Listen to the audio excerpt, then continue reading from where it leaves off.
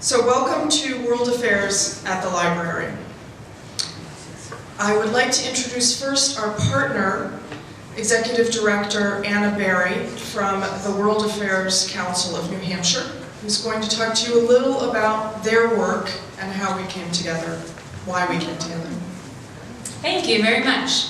My name is Anna, and I'm the Director of the World Affairs Council. We were so pleased when the library reached out to us and asked if we wanted to collaborate on a series related to current events and world affairs. We're based in Manchester, but we serve the whole state, and we love getting out to the seacoast and helping you all learn more about what's going on in the world. So that's really our mission, and we hope you consider joining us as a member to support that critical work. We are a nonprofit organization, and I just wanted to mention a couple of other events we have coming up. If you live closer to Concord, we have an international film and discussion series at Red River Theaters. There's a flyer outside that has all of our events. And then, in addition to the series we're doing at the library, we'll have our Global Forum fundraiser on Wednesday, May 20th with David Rothkopf, who's the CEO of Foreign Policy magazine and wrote a book called National Insecurity, American Leadership in an Age of Fear. He's a really interesting speaker, and we hope you'll come out and listen to him and support the work of the World Affairs Council. So thank you so much for having us. Thanks, Anna. Next, I'd like to introduce Eric Zalaski, who is the Grassroots Education Coordinator for the American Friends Service Committee, and who has brought our speaker this evening. So, Eric? Thank you. Let's see, so who here has ever seen a presidential candidate in the flesh? All right, who here has ever asked a question of a presidential candidate? All right, a little bit less, but still, like, you know, if you were to go to, say, just 2 states over, you know, go to New York, or, you know, even Maine or Vermont or Massachusetts, if you ask those same questions, you're not going to see anything like that. You know, what we have here is something unique, and the whole reason why we, well, maybe I should explain something. American Friends Service Committee has a campaign called Governing Under the Influence, which coincidentally is the title of Colonel Wilkerson's speaking tour. And we're focused on the militarization of our economy and our society and the driving force behind it, which is often, well, profit motive, and those corporate drivers behind it. So we're really trying to take advantage of the fact that so many presidential candidates are coming here, and we really want to take advantage of it because, well, it's something unique in New Hampshire, right? We try to think, well, what can we do about all these problems? Well, this is our chance to influence the national discourse, create a conversation that will actually result in change. We've seen results in that on several levels. Love to connect with you. We've passed around some flyers, and I want to invite you to sign up for our newsletter. So that's really all that I wanted to say. I'm really grateful for this opportunity, appreciative to the library and World Affairs Council for hosting this. So I'm going to pass it back. Folks, we do have some chairs around here and on the edges, some more coming, so please get comfortable. Our speaker this evening is Colonel Lawrence Wilkerson. Colonel Wilkerson is a retired U.S. Army colonel. He is the former Chief of Staff to United States Secretary of State Colin Powell, a regular expert commentator on television news, many of you have seen him, on talk shows providing analysis and opinion. He offers honest criticism of the foreign policy and decisions of current and past administrations, particularly relating to the planning and execution of the Iraq War and the global politics before and since. He has spoken on U.S. positions on militarism, torture, and race. Before serving at the State Department, Colonel Wilkerson served 31 years in the U.S. Army. He is a distinguished visiting professor of government and public policy at the College of William and Mary, and he is currently working on a book about the first George W. Bush administration. Colonel Lawrence Wilkerson, welcome.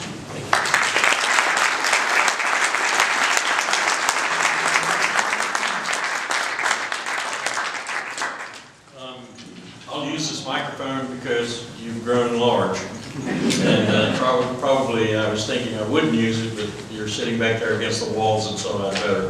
And I'm kind of going to lean on the podium a little bit because I just had really rough knee surgery, and it's been a long day. And if I fall down, someone promise please come pick me up. Yeah. Thank you for being here. And thank you for having me in your live free or die state. I have some good friends who are here. I'll tell you a little story about that. My best friends in the military live in Keene, and they retired as I am, and had been here for quite a while, over 20 years. And I sent an email and I said, Mike and Ann, I'm coming to New Hampshire finally. You've been inviting me for 20 plus years. And they said, oh my God, we're going to Ohio. So this morning we were texting back and forth, and I said to Ann, I've just arrived in New Hampshire, blah, blah, blah. That was 9:37 last night at the airport. And she said, funny, we're passing through Buffalo. And this morning I get up and here's this text message after I've been with Laura Conoy on NHPR. And Ann texts me and says, guess what? Our daughter Catherine just woke up in Keene to NHPR and your voice. So what a small world. It is a pleasure to be here, and thank you for this beautiful weather. Magnificent weather, especially to someone who's just come from Washington, where we've gone from 5 degrees to 70 degrees, almost overnight. I was almost sweltering when I came out. Left the airplane last night, walked out into that bracing New Hampshire air, and was immediately revived. It felt good. And it's been absolutely gorgeous today, just beautiful. Governing under the influence. Let me take 2 approaches to this. Let me take the academic approach that I use with my students. I'm sorry, I'm going to move around. I just can't not move around. And let me talk about the national security state and the building thereof. Something that David Rothkopf would know all about because I use his text, Running the World, as my prime text with my students. The new book that she just mentioned, National Insecurity, I'm halfway through right now, and the one thing I don't like about it is his resurrection of George W. Bush in terms of being president. I'm listening to him, I'm reading it, I'm rereading it, I'm listening to him, and I'm trying to be convinced. But so far, I'm not. So that's my academic problem with that book at this particular point.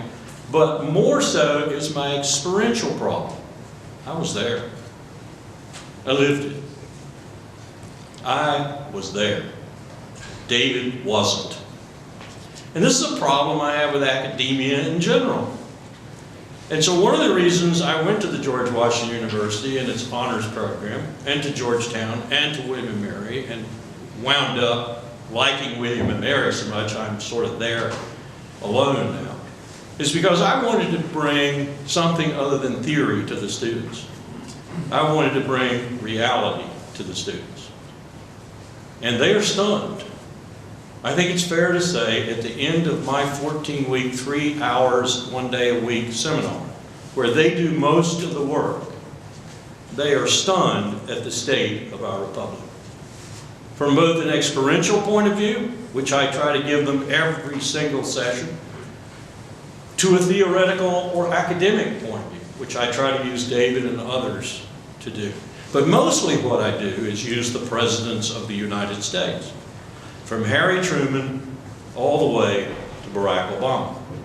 And I try to use them in what we call, and I borrowed this phrase from Locke Johnson and Carl Indefurth, who wrote the other texts I use sometimes called fateful decisions, just that, fateful decisions.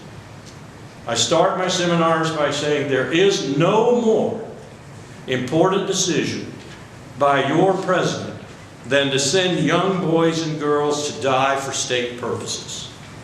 And as a consequence, which we often as Americans overlook, to kill millions for those state purposes. Because that's the power of our military. Killing. And that's what they're for. That's a president's most precious, most important, most critical responsibility. So let's go about studying all the fateful decisions that we can get to, from Harry Truman and his opposition to the Korean invasion of South Korea, North Korean invasion of South Korea in 1950, to Barack Obama's decision to go under NATO flags and drop bombs on Libya in 2009. And this last week, I had such a good seminar right now. They moved through this series of decisions so fluidly that we actually started something I've wanted to do for a decade, but so far hadn't been able to. We started looking at current decisions. We started last week with the Ukraine and Russia, and we're going to look closely with the same framework for analysis at the Middle East and Iran this coming week. These students have taught me more about our republic and the condition it's in than my experience had led me to believe. But the two together, the academic experience and the real life experience, have made me, I think, a different person than when Colin Powell hired me in 1989. Serendipity. I didn't intend it. I'm trying to put this into my book. I did not intend this transformation of my own thinking processes, but it happened. It happened through experience, and it happened through these students, who I tell all the time, they never believe me, you're teaching me more than I'm teaching you. But I hope I'm teaching you a little. Now, what is it that we've discovered? Remember, from experience and from academic research, what is it we've discovered?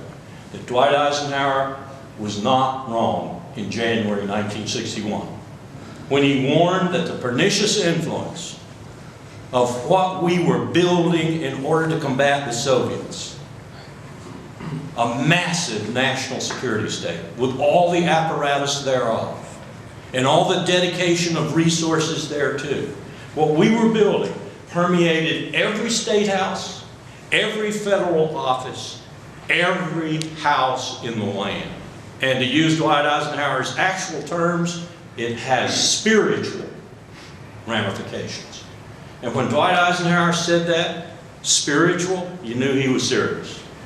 He was very concerned about this power. He gave a speech in 1953, 6 years earlier, that sort of foreshadowed this farewell address in January of 1961. The term we academics use for that speech is the Cross of Iron speech. He borrowed that image, no doubt, from William Jennings Bryan in the Cross of Gold speech in 1896. Eisenhower actually said that what we were doing was no way of life at all. It was nailing humanity to a cross of iron. That is a vivid metaphor. And yet, I stand here today to tell you that I don't think Dwight Eisenhower contemplated the pernicious influence coming to the fruition it has come to post 9/11 in his whole life. We now have a security complex. My old boss, Colin Powell, calls it the terrorist industrial complex. that just to give you some indications, requires 840,000 plus people to have top secret clearances. Just ponder that for a moment. Many of those are contractors. Many of those are people whose motive in life is profit and not public service. They're contractors. Many of them are in the intelligence business, providing things like pictures on Iraq's WMD. Another indicator, the F-35 Lightning sold by the major defense contractor in the world, Lockheed Martin, by the GAO's own analysis released last week, when it is in production, it's going to cost $14 billion a year for 10 years. And it's already cost billions and billions of dollars, and even now, as it stands right now this minute, it doesn't meet but about 60% of the requirements of the services and the countries that have asked for it. That is going to be compounded by the fact that our allies and friends are going to sit there and wait to buy their portion of the production lot until the price comes down, caused by volume and by the United States making major buys. That isn't going to happen probably. So we're going to get stuck with that aircraft. One that does not necessarily meet the Navy's, the Marine Corps, or the Air Force's needs. One that costs astronomically beyond what it should. And here's the real kicker. One that we probably do not need to fight the enemies we foresee fighting possibly in the next 2 decades. That's where we've come to. Your money is going out for that kind of decision by your Congress and your cabinet and your president. Ask Bob Gates what it's like to go up against Lockheed. Gates is our chancellor at William & Mary. I've known Bob for quite a while, since he was Deputy National Security Advisor in the H.W. Bush administration, which I also served. I worked for Colin Powell when he was chairman of the Joint Chiefs of Staff for 4 years. Bob took on, as Obama's first Secretary of State, Lockheed Martin with respect to the F-22 Raptor, the immediate predecessor to the F-35 Lightning. Bob lost. All he wanted to do was to essentially cut the acquisition, not by as many as was planned by the Air Force, and certainly by Lockheed and their subcontractors. And he lost. He lost the battle. That's how powerful this particular defense contractor is.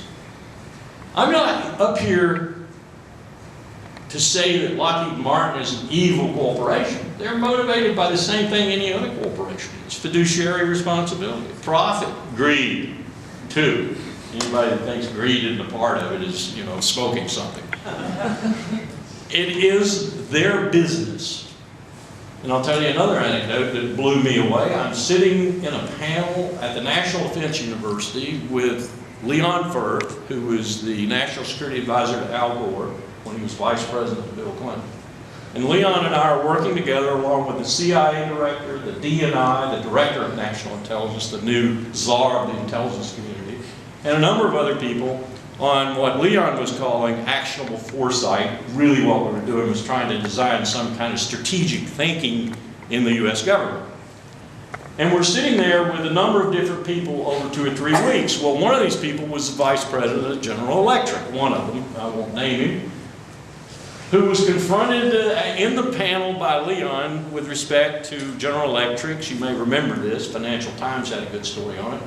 He was confronted by Leon as having given stealth technology, GE, to China. And the response of this vice president was very reflective of what I'm talking about. His response was, "It's my fiduciary responsibility." And Leon and I were looking at each other, and Leon vouchsafed what we were thinking, essentially, well, that sounds like treason to me. Transnational corporations don't have national responsibilities. They have fiduciary responsibilities. Their shareholders may be national in one way or another. They may not. They may be Chinese, they may be American, they may be Indonesian, German, whatever. But that's their responsibility, is to make money. That's not to say those corporations don't have a place in the world and people who work for them aren't good people and don't provide jobs. Is to say, though, that you better be aware of their pernicious influence as expressed by Dwight Eisenhower and have something in place, oversight committees, congressional, whatever, that is aware of that and watching it. Well, we don't have that anymore.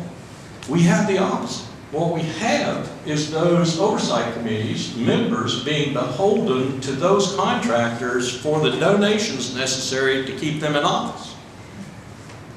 And it's not just them. It's the big banks, it's big finance, it's big pharmacy. Anything big, too big to fail, for example, is playing in this game now. Playing in the game with money that is absolutely polluting the political process. It's not just influence. It's control. It's not just influence. It's control.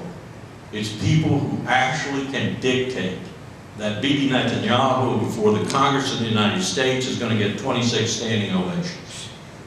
It's people who can actually dictate that he's going to be there in the first place. It's people like Sheldon Adelson who are funding not only part of my political party, the Republican Party, in this country, but are also funding Bibi Netanyahu in Tel Aviv. It's people like him who are influencing the government of your country in ways that are not necessarily, in fact, I would argue, are detrimental to your interest. And this is all a product of what we've come to since World War II. Academically, I can tell you, we passed the 1947 National Security Act. The act was designed by Harry Truman, by the Congress, by Ferdinand Eberstadt, by George Kennan, by James Forrestal, and a host of others who worked on it, to manage the power that we suddenly had post-World War II. Remember those days. Some of you here look like your gray hair or your no hair. Put you in the vein of, like me, to remember some of those days. I remember Eisenhower's administration as a 12, 13, 14, 15-year-old. I remember how idyllic that period felt. Well, it should have felt that way, aside from the fact I lived in a state that was blatantly racist. It should have felt that way. I'm from South Carolina. Because we had 50% of the world's GDP. In the last year of the war, we made 54,000 airplanes. Our Navy sailed 10,000 ships. The Army had 6,000 ships. We were unparalleled in the history of the world in terms of power. And so these people wanted to put together an apparatus that would manage that power and not hurt our democracy in the process. And they did a pretty good job. They did a pretty good job. The 47 Act put together the CIA. We didn't have a CIA before 47. They put together the uniform, unified, solidified, under a civilian secretary, armed forces, and it created the National Security Council. So that now, what you have is 370 people beavering away on the National Security Council staff in the White House. To give you an idea, Eisenhower had about 20. Nixon and Kissinger had 47. We now have 350 plus. And guess where foreign and security policy has gravitated? Out of the cabinet and into the White House. So you don't have a powerful State Department. You don't have a powerful cabinet, period. You have an extraordinarily powerful, centralized decision-making apparatus in the White House that is incredibly subject to the kinds of influences I've been talking about, particularly when the legislature won't give them a break to get away from it. It's almost like collusion in government. And if you look at Citizens United in the Supreme Court, the other branch of government has joined the crowd. We have become a national security state. Our purpose is national security. Go back and look at Ben Franklin, James Madison, Alexander Hamilton, and others who said such pithy things we like to quote today but don't listen to, like, if you surrender your liberty to gain security, you deserve neither. Well, we've been surrendering our liberties ever since World War II. Eisenhower and others would say, for good reason, until we get to 9/11. They probably would say, good reason for the first year or two after 9/11, but why are you still doing it? In fact, why have you even increased the rate at which you're doing it? Why is your physical lack of probity and your moral lack of probity increasing and deepening rather than going away? 9/11 is over. What's an indicator of that? We have spent some $6 trillion to combat a threat that has the statistical likelihood of killing one of us, identical roughly to a lightning strike. Think about that for a moment. Think about the preposterous, illogical, cost-effectiveness of what we've done in Iraq, in Afghanistan, in the so-called global war on terror, and what we are getting ready to do if we aren't sane, sober, and wise in Iran. To what end? To what purpose? I can't tell you. I can't say that we've accomplished anything other than unleashed a hurricane of chaos and anarchy in a region of the world that we had managed through hook and crook to keep fairly stable for a half century, through 10 presidents. All of a sudden, we went in March 2003, and we invaded, we took out Saddam Hussein, destroyed the balance of power, and unleashed the Furies. And those Furies are still eating away at the region. There was no Al-Qaeda in Iraq until we got to Iraq. There was no real Al-Qaeda in the Maghreb, in Africa, until we got to Iraq. There was no ISIS at all until we went to Iraq. We created much of what is happening there, and now we have an entire industry in this country living off of what we created. It is buying its influence. It is raising its families. It is working as any of us would work at a job that is supported by, influenced by, and ultimately dependent on this complex. They're not bad people. They're just like you and me. They're good people. They're caught up in this complex. They're caught up in the pernicious influence and power of this complex. You only understand it, I think, when you get close to it and you see the influence it has and what it's doing. They want to because they're going to bankrupt the Defense Department and have the Congress go ahead and do it anyway. When the Secretary of Defense is telling you, you're going to bankrupt us. The all-volunteer force, which the Gates Commission created under Richard Nixon, go back and read some of their propositions about why they needed to do this. They were essentially working for Nixon to do it. And Nixon knew that we needed to get rid of the draft because it was politically infeasible to have the draft. Well, all of those reasons today sound like hollow propositions and or lies. The all-volunteer force is going to bankrupt us. Morally and physically. Why physically? Major General Dennis Leach has written a book called Skin in the Game. It's a very small book. I recommend it to you all. The cost of the Army and Marine Corps alone in terms of personnel, people, in just a few years is going to consume the entire portion of the budget allocated to the Army and the Marine Corps.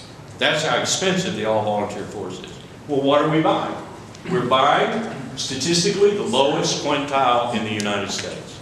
Intellectually, and in a number of other dimensions I won't go into.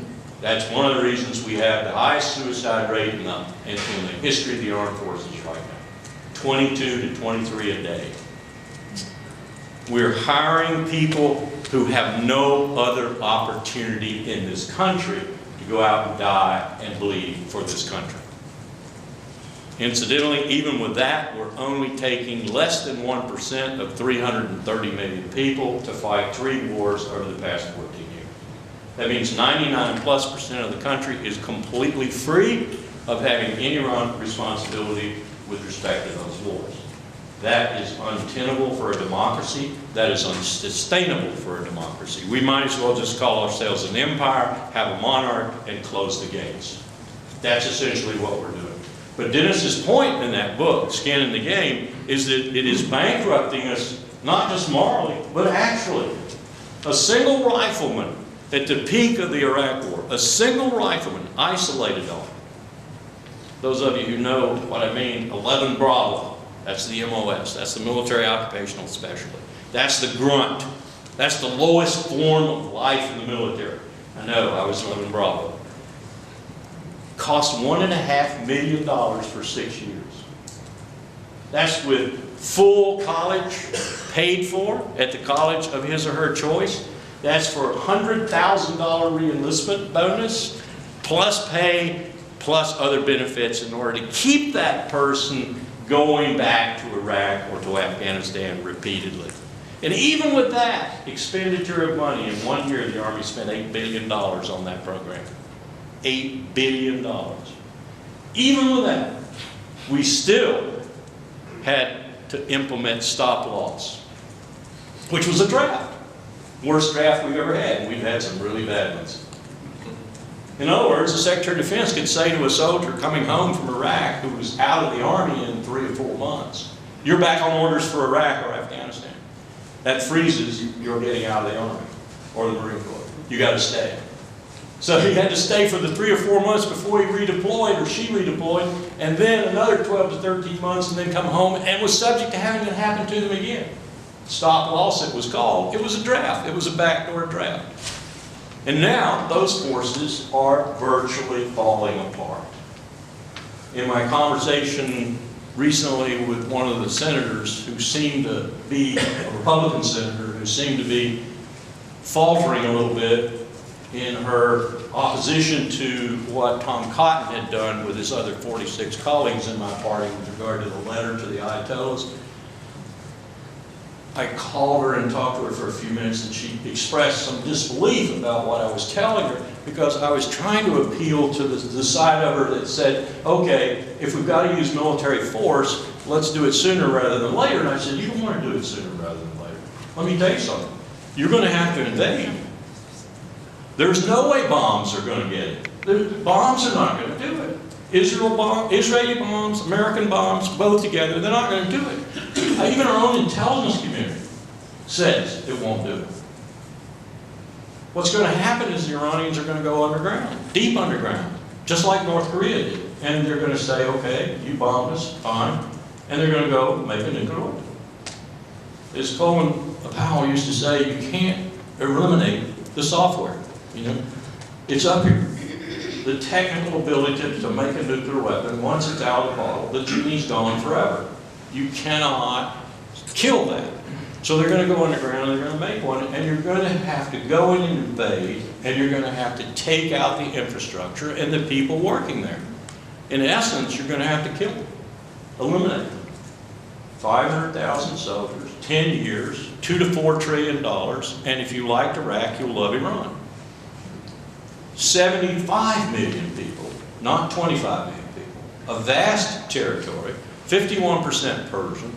They are very cohesive. Bomb them and they'll become 100% cohesive, and you've got a real problem. I think I convinced this Republican senator who was wavering, but who was not one of the ones who signed the Cotton letter, which is why I called her, that she ought to rethink what Bob Corker was doing in the Senate Foreign Relations Committee with regard to trying to derail the negotiations. So much so that now I think we have a compromise that we can live with, and we can proceed with these negotiations with Congress exercising its legitimate prerogative. It does have a legitimate foreign policy prerogative, but not derailing the negotiation. But I'm not at all confident that the influence I've been talking about is not going to rear its head somewhere and cause 1 or 2 people to change their minds. And when you're doing this kind of diplomacy, 1 or 2 people can derail it easily. And so I'm very worried about this pernicious influence coming into this process somewhere and putting us on a track for another war in Southwest Asia. And I'll stand here and tell you right now, I think that will be the most catastrophic conflict we've entered. And we've entered some bad ones in the last 50 years. Vietnam, my conflict, being at the top of the list for me, but certainly Iraq being right there with it. And this one would top them all. And if you want to see an empire go down fast, then go ahead and start another war in Southwest Asia. And look what you've done. You've also disturbed the possibility, which comes about with better relations with Tehran, because it is the formidable power in Southwest Asia. It's the most stable power. Here it comes. It's the most democratic power. Saudi Arabia hasn't got a chance beside Iran in terms of democratic elements. Women have power in Iran. Women go to college in Iran. Women are doctors and physicists in Iran. Not in Saudi Arabia. You have got to work hard to find that kind of... They haven't had a driver's license. Yeah. So we're allied with the tyrants, incidentally, who are most responsible for the extreme elements being funded in ISIS in Syria right now. The Saudis are behind them. We're allied with them, and we're opposed to the group on the other side of the Gulf that's relatively stable and naturally is the hegemon. Militarily, demographically, national cohesion-wise, they're the natural. We recognized that from 1953 to 1979 when we used them when our man was there, the Shah. I used to train in helicopters. I used to train Iranian pilots. So I know how close we were at one time. This is one thing Israel fears, is that we'll become close again, and it'll be at the expense of Israel. It's more about power than it is about nuclear weapons. But if we don't solve this diplomatically, we only have a couple of other choices, and the only one that really is going to appeal at the end of the day is going to be taking them out. And that is going to be a catastrophic strategic decision. So that's the latest development that will prove to us what we're talking about with regard to this pernicious influence. And we don't want that to happen. We want, first of all, in my view, to keep that from happening. And then second, we want to do something about, in the long term, this influence. And I'll end with this note. I've searched academically and experientially for solutions. I've written a now almost 1,900-page book. My editor hates it. It's way too long. I've got to cut it. Exploring this. The only conclusion I could come to that makes sense is you. You are the Americans, are the only people who have the power in your collective action to change this. It is out of the grasp of politicians. They can't. They're caught in it. It's out of the grasp of those inside the beltway like me who want to do something about it. I can't even repair my own party. And I despair over that every day because I think we need a viable two-party system, and my party is going down the tubes. There's still good people left in it. Jeff Flake from Arizona, Susan Collins from Maine, and a few others I can name. Sane and sober citizens. But basically, the Republican Party has become a party of the Ted Cruz's, Tom Cottons, and other crazies for whatever purpose. So the only people who can do this are you and citizens like you all across this country. I saw you do this to my war. I don't know if any of you individually did it, but I saw citizens like you do it to my war. I saw my colleagues come to Washington and throw their silver stars on the Capitol steps. I saw a president so embattled, so encircled by protests, that he couldn't even leave the White House, and the Secret Service would advise him not to. I saw a national security advisor, Henry Kissinger, who was so kept close that he couldn't do what he wanted to do, which was to go out and date Hollywood starlets and everything else. I mean, this was really incredible that the American people got so energized ultimately over the Vietnam War that they basically forced their Congress to stop it. It could happen again. But I don't see that kind of energy out there now. I don't see that kind of political will, that kind of moral courage. And that's why I'm going around and talking everywhere I can. I'll be in Texas next week. I was in Oklahoma. I'm going into every state that I can go to and trying to deliver this message. It's up to you. And it's up to my kids, my students, young people who are going to inherit this mess, to work together to change it before it really does become too late. People sometimes say, including my old boss, Colin Powell, well, Larry, you're just a little Cassandra. Do you have anything positive to say? And my response to that is, not until there's something positive to describe it. Thank you. There already are some. Probably if you want to keep the mic, if you could just stand and speak up. The acoustics are pretty good in here. So we'll start in the back. Okay, I have a two-part question. One has a very quick answer. One is, given the plethora of presidential candidates, I'm wondering which of those who have been making the rounds do you think would be least likely to get us into another war? And my other question is, speaking of getting people involved, how can we get our young people energized, given that there is no draft to motivate them, and they're really worried about paying off college loans? Right. Everybody hear that? Yeah. Okay.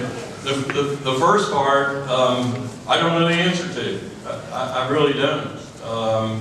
I think what I just said in a general sense is what needs to be done, but then you have to say to whom, because the field is really narrow.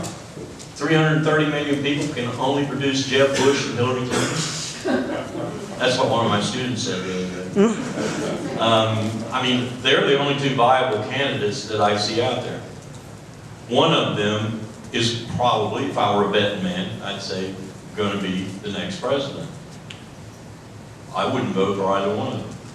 What's going to happen? Because I refuse not to vote. I'm going to have to see what Jeb tells me from appealing to the nuts in my party, which he'll have to do, to transitioning to the general election and then saying what needs to be said to 200 plus million Americans. If he handles that transition well, I might, hold my nose. Don't expect much different though, but I do expect he'll be circumspect about taking us into another war. I'm afraid I can't say that about Hillary Clinton. I've seen enough of her hawkish side to frighten me. It seems strange saying that about a Democrat, but I really have seen enough of her hawkish side in all of her guises, First Lady, Senator, and Secretary of State, that I'm really worried about her. I don't know whether she's trying to prove her national security bona fides or whether she really thinks that way, but she's a little too hawkish for me. So I don't know. I really don't know. The second part of the question is easy to answer. Teach them. That's what I'm doing. You've got to get these young people to go to work for NSA, for CIA. Go work for the NSA instead of Goldman Sachs, instead of Citibank, instead of Wall Street in general. You've got to get them to do things that are publicly oriented with their talent, because they are supremely talented, rather than taking those talents to making money. I'm not saying that they shouldn't eventually get out there and do some things that are entrepreneurial, small business and things like that. But in terms of going to work for Wall Street, that's where we have sent 25% of the creme de la creme of this nation's universities now for 20 years. Is it any wonder they're screwing the rest of us? They're the smartest people in the country. And that's where we've sent them. I just sent a young man, best student I've had in 10 years, to Goldman Sachs. He could have gone to a dozen other places, and I asked him, I said, Harrison, why are you going to Goldman Sachs? And he said, well, I'm going to make a couple of million or so, and then I'm going to do public service. I said, Harrison, want to bet? Now, I hope he lives up to that, and I'm going to stay on him as long as I'm alive on this earth, because he is a talented young man. He does not need to be making $1 million in his first year, 5 in his second, 10 in his third, and so forth, and a hedge fund manager making billions in his 5th or 6th.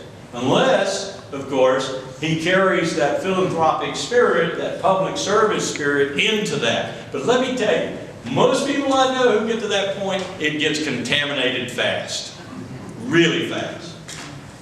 We don't have the kinds of people, for example, that George H.W. Bush used to talk about all the time, who made lots and lots of money and then suddenly became, believers, and suddenly gave everything back to everything from public libraries to cancer fighting and so forth and so on. They hoard it these days, with some exceptions. Do you know we have 400 people in the United States of America whose personal wealth equals the gross domestic product of Brazil? So when you talk about the 1%, I'm not talking about the 1%, I'm talking about the 0.001% who have so much money that they could buy Brazil. That Yes, sir. I suspect like a number of people in this room, I was an activist during the course of your war. I'm one of those people that they brought that war to a professional halt. And in the run-up to the Iraq war, the only person I found believable that I listened to was Colin Powell. And so I find myself passive in relationship to that war. As a result, of the speech that Colin Powell gave to the United Nations. A speech in which, if I recall correctly, you advised him not to give, or you opposed, or you suggested he was not representing the facts accurately. Now, so I have asked the question, am I understanding your role in that situation correctly? And why do you think Powell gave that speech? Well, you're asking a hugely complex question that I'm answering in my 1,900-page book, I hope. This is not an easy question to answer. It ranges over everything from his blackness and what that did to a man who felt so beholden to the Bush dynasty and to the executive branch in general for what they had done for him, to being caught up in a situation where he had no allies. And those who were not his allies were briefing him in a way that he had no way to counter. And I principally mean there the Vice President of the United States and the Director of Central Intelligence, George Tenet, and all the forces that George Tenet had at his beck and call to marshal in order to convince the Secretary that he was wrong and George was right. And that's not nearly the whole story, but it's a beginning at the story of how a man who is opposed to something can get caught up in both loyalty to the executive branch and to his president, and to believing the bureaucracy arrayed in front of him and telling him something that, as a member of the cabinet, he's disagreeing with, but nonetheless either has the choice of resigning or going along with it. And you place into that the opposition that he'd already registered with the president himself personally, alone in the Oval Office. And the fact that the president took that on board and did not acknowledge a real opposition to what Powell was saying. And Powell's convincing himself that 1441, for example, in November of 2002, UN Security Council resolution that invited the inspectors back in, was a triumph of diplomacy and probably had derailed the momentum for using military force. And then the reversal of that in January with the combination of Blair and Bush together wanting a second resolution and failing to get it because of the Russians and the French. And you begin to see how an individual who was not totally opposed, I mean, he didn't like Saddam Hussein either. He thought the timing was bad, we hadn't finished Afghanistan. He knew the size of the armed forces, they couldn't do two conflicts of that nature simultaneously. And he thought our legitimacy didn't look good. We really didn't have legitimacy. We needed to wait until we could bring Germany on board, France on board. But those objections were taken on board by the president and apparently overridden. There is no national security decision document that codifies the president's decision to go to war with Iraq. Historians will search in vain. There isn't one. We just did it. And we just did it because of the inexorable march to that war that the vice president orchestrated. I'm not even sure the president knew what was happening as early as December of 02 and January of 02. True. Not even sure of that myself. Yes. I would like to go back to the threat of a war with Iran, and I would like to remind everyone in this room that our Senator Jean Shaheen is on the Foreign Relations Committee, and she is someone who is open to reason. The end of March, I went to the J Street Convention in DC, and we went to talk to her staff. And we said, please do not get ahead of the negotiations and sandbag. Don't get in there or sign any of these letters like Senator Ayotte did, and be a voice of reason and hold back. Let negotiations go forward. And I would urge everyone, whenever you have a concern, call Senator Shaheen's office, also call Senator Ayotte's office, but if you want to maybe get things moving in the right direction, I think that Senator Shaheen is the person to talk to. So I just want to say that there's a group called J Street. It is American Jews who are interested in being pro-Israel and pro-peace. It is not a monolith in Israel, and it is not a monolith in this country. that people believe that we have to smash Iran to have a stable region. When I was at the conference, we had people from the Shin Bet, which is the internal security, and from the Mossad, and from their parliamentary system, from the Knesset. And they want to see negotiations. They want to see a way forward and a way to avoid war. So I just want people not to get so caught up with coulda, shoulda, woulda. I think that what Secretary Kerry is doing is have a question heroic. for- Yes, well, okay. my question is, what can we do as citizens immediately to help stop another railroad to war? Thank you for asking Thank you. me to sum up. Just what you said. I was willing to let you go on. Just what you said. Find someone who's susceptible to reason and work on them. Work on them and convince them that this is a matter, truly a matter of significant security for Israel, which it is, and the United States. I find the same thing that you just said. Jeremy Ben-Ami at J Street has done a great job of countering AIPAC's more hard-right, Sheldon Adelson-financed propaganda.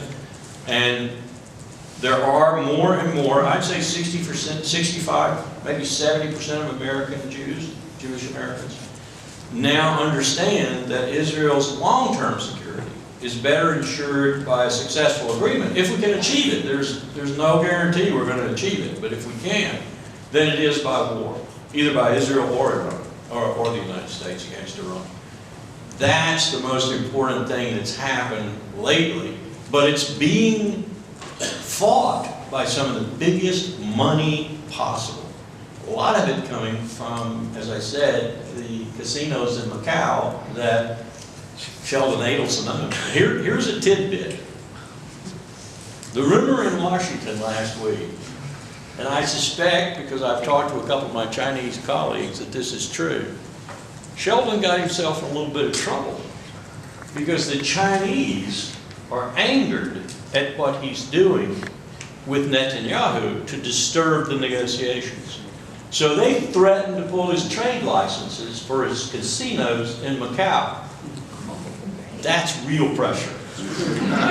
I'm waiting to see what materializes from that, especially if the Chinese were serious. Yes.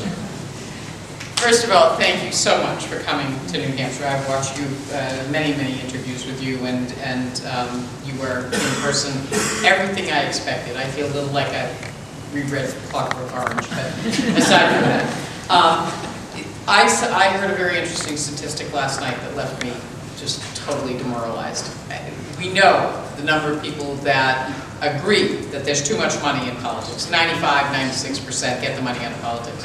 What I hadn't seen was the other number until last night. 91% don't think we can do anything about it. I see this apathy. I'm in public office. I see this apathy every day of the week. What can you say to these folks? What can you say to them? I mean, you can't be everywhere. No. I get that question almost everywhere I go, whether it's Oklahoma, Texas, Maine, Michigan, California.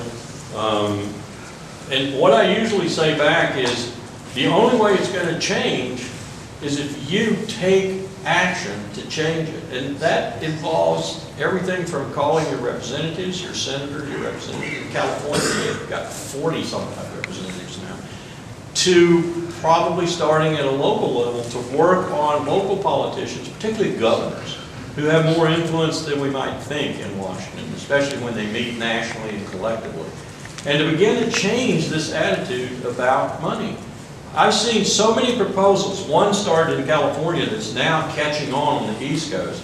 For example, taking that $3 or whatever it is now on your 1040, you know, taking that $3 contribution, which you don't know where it goes anywhere. You have no idea where that money goes if you couldn't check that block. And making it transparent as to where it goes, and making that the sole federal campaign finance mechanism in the nation. Right. By the way, that's a lot of money. I saw the IRS figure on it the other day and I was stunned. It's a lot of money. It's sufficient money to run a national campaign for 6 or 8 people. So take that very transparently, let Americans check that box, and let them know where it goes, to whom it goes, what it's used for, and let the candidates know that's all they can have. That's a marvelous, marvelous proposition in my view. It solves a lot of the problems almost instantly, and it gives you the mechanism to do it. Why not do it? But it's not going to be done until we convince enough people in the Congress to make it done. Yes? Could you give us your ideas on cyber terrorism as a threat? Scary. More scary than, in my view, than even nuclear weapons. I mean, it's scary that Pakistan might explode at any moment. By the way, that's probably the most dangerous nuclear threat in the world today. And suddenly we got 100 to 300 nuclear weapons all over the place.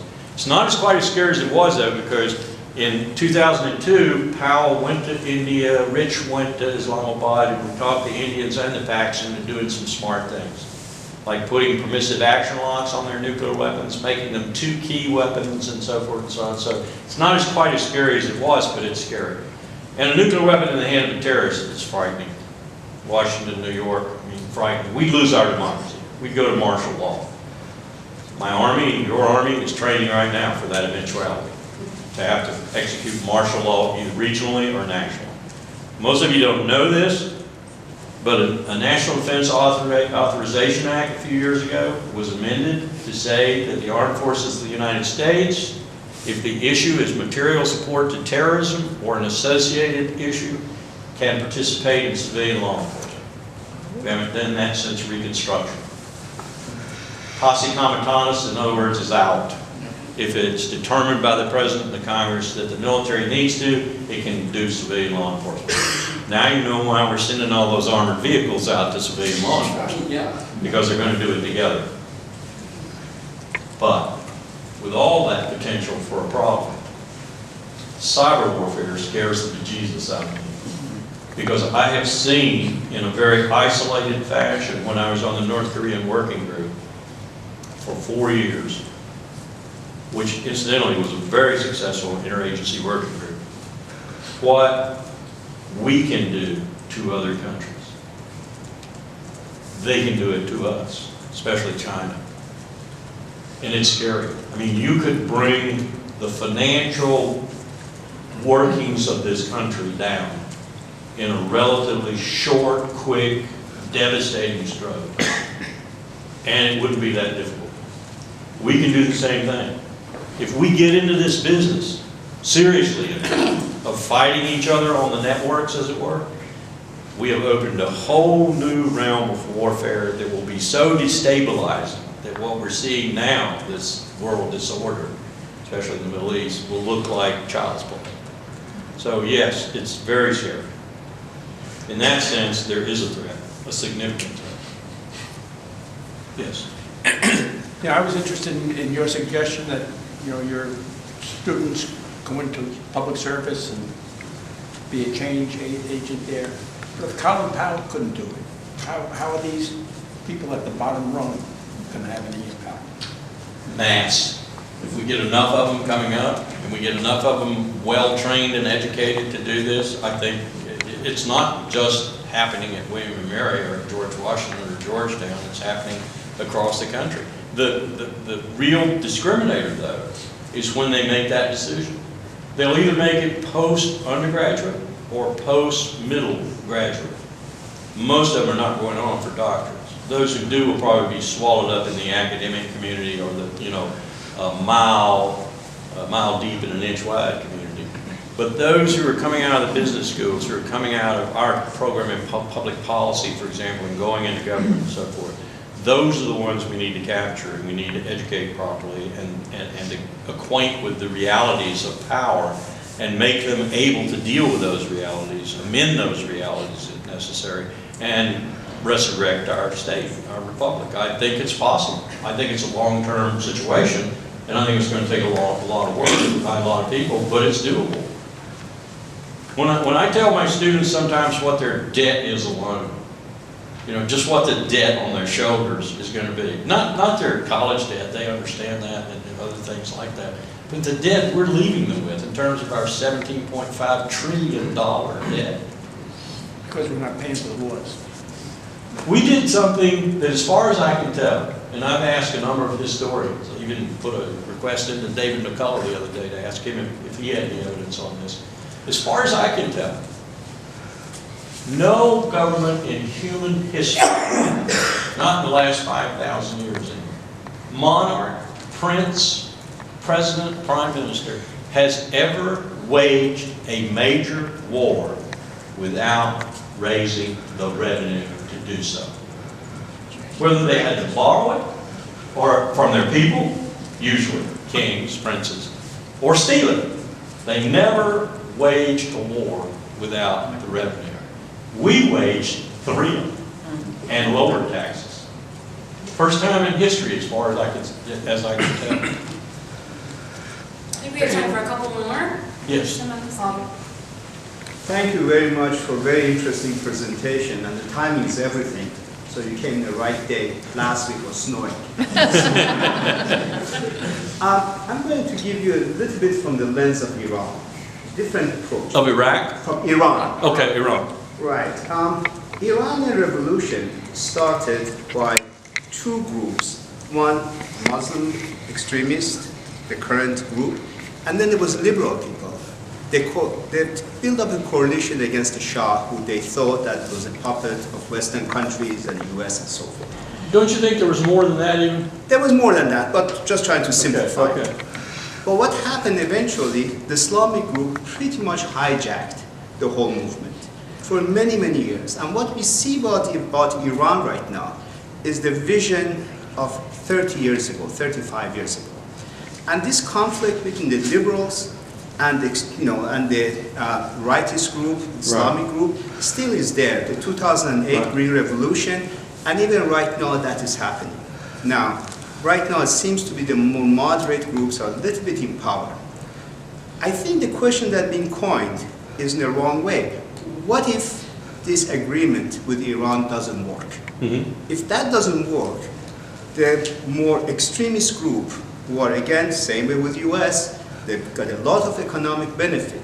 They will become more dominant force and push the more liberals out. And then if it doesn't work. If this agreement that we're trying to build, the present, right.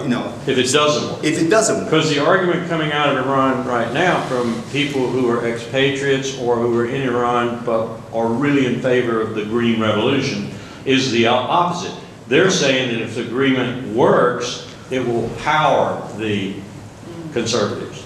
Well, no, no, it doesn't. Actually, what it would do is that much more extremist group, which is right now the Pasdaran and so forth were in power, right. They become even more powerful, and there would be very little possibility that the more liberal at any point will get in power. And therefore, they're also doing things internationally that creates problems and so forth. So the question I have is this: isn't the 2 extreme groups in the United States, Mr. Cotton and others, trying to align themselves with extremists in Iran to create the war situation, because both sides will win? You want to write an op-ed for the New York Times? No, that's not my job. No, I agree with you. It's a strange alliance, isn't it? And then you have to throw the Israelis and Tel Aviv and Riyadh into it. Here the Israelis are working with the Saudis to destabilize Syria, because they feel like a destabilized Syria will mean they can grab the Golan without any problem at all, and maybe even more of Syria. And Syria won't be a threat. This is a strange set of alliances. And you have us working with the Saudis, ostensibly to overthrow Assad, and working against the Saudis in Yemen with Iran, and working with Iran against ISIS in Iraq and Syria, and ostensibly working against Iran in Yemen. It's crazy. Funding them all. Funding them all. Yes, or droning them. Without dollars. Yeah, yes. I mean, yes. Come back to the industrial military complex within our country, and the fact that our military is in fact going bankrupt, as was stated. Congress doesn't even hear this message. No. However, I'm more concerned with the invisible military that we have at play in these countries? Do we have a firm grasp on our invisible army in Iraq and Iran? Well, the professionals, The contract. the contract. Here's another huge problem. It's spawned out of this complex, but it's a problem, a serious constraints on the size of the armed forces. Congressional instincts that our founding fathers thought they were giving the Congress in order to control the war instrument. Congress determines the size of the armed forces, period, not the executive. Well, what did the executive do? Fine, Congress, we'll hire 200,000 private contractors. And oh, by the way, they won't be subject to anyone's law. And that's what we did. And now, you can't fire them. My God, you've created a force that's so formidable and so influences the Congress that you can't fire them. Yes, it's a huge problem. We've privatized the ultimate public function, war. Now, it's not like this hasn't happened before in history. Go back and look at the British East India Company, which incidentally owned the tea we threw into Boston Harbor. So these were private contractors working for the British Empire. The British, when you search history deeply, you'll find the British have left detritus all over the world. Guess what? We were at one time citizens of the British Empire. We didn't have a revolution, we had an evolution. We simply said to the king, we'd love to stay with you, but you're not treating us like full citizens, so we're going to go do independence. We're reluctant to do this, but we're going to do it because you're an ass. We were British citizens. My state of Virginia, in the latest book by John Meacham, great book on Thomas Jefferson, settles the Sally Hemings affair forever with DNA evidence. You know, that book reveals something in its footnotes that I had never come across before, and he documents it completely. Virginia was known as the ultra-British colony. We were more British than anyone else, certainly more than those Yankee merchants up in Massachusetts. You know, we were the ultimate patriotic, loyal Virginia British colony. And so when we threw our weight into the Revolution, particularly with George Washington being the commander-in-chief, that really set George III and the English Parliament back on its heels because they thought we were loyal to a fault. We were British citizens. And the detritus that the British Empire has left across the face of the earth is palpable. Whether it's the Durand Line in Afghanistan and Pakistan, which does not divide two countries, it divides the same people, to Iraq, which is a false conception in terms of being a state, and we may find that to be the case in another 20 years, to everything that they did with in the way of British East India Company, private contractors, and so forth. We have modeled for modernity. We're doing it. This is what empires do, copy each other. We are an empire. There's no question about I that. think we have time for one last question. Yes. I'll make it very short. It seems to me that you have, in essence, said if we can figure out the finances and do that properly, that we would solve all the world's problems. A lot of them probably, but not all of them. Yeah. Here's what I think we have to do. When do we ever defend ourselves? I mean, we wait to be attacked? That was the founder's conception, yes. In fact, if you read the Constitution closely, you'll find that the only power the president has with regard to the armed forces is to repel an invasion. That was the founder's idea. They feared the standing military more than they feared George III. Thomas Jefferson once said, "My first threat is the priest, my second, the army, and my third, George III." And they believed it. And they designed, look at the Constitutional Convention when they're talking about how big the militia should be. And Elbridge Gerry is saying, 0. We don't need any. And Washington, from his raised podium in front of the convention in a stage whisper, says, well, as long as our enemy agrees to that. You know, you've got to have some force. Yeah. But you hit on an important point. Until we revive our economy and hook it back up to some sort of strategy, as we did pre-World War II, for World War II, and after World War II, called containment, we're just floundering in the world. If you don't have a powerful economy, you're never going to have powerful armed forces. You're never going to have good security. You need your economy first and foremost. And that's the #1 task of the next President of the United States. And not to revive it in a traditional form, but to revive it in a form that is sustainable, resilient, looks to different energy sources, looks to different modes of transportation, different patterns for housing, and so forth. All of this is being worked on in your government right now. All of it's being worked on by private industry, being incentivized increasingly by market forces. But it's so disorganized right now that one wonders if it's going to happen fast enough. Are you going to run for president? No. The question was, is he going to run for president? No. I say the same thing Colin Powell said in 1995 when he had every state ready to back him and both parties asking for him. I don't have the fire in my belly. Well, we thank you for when he said that, I knew we were finished. We thank you for bringing a lot of fire to us, and to the American Friends Service Committee for bringing you here, as well as the library. Thank you on behalf of the world.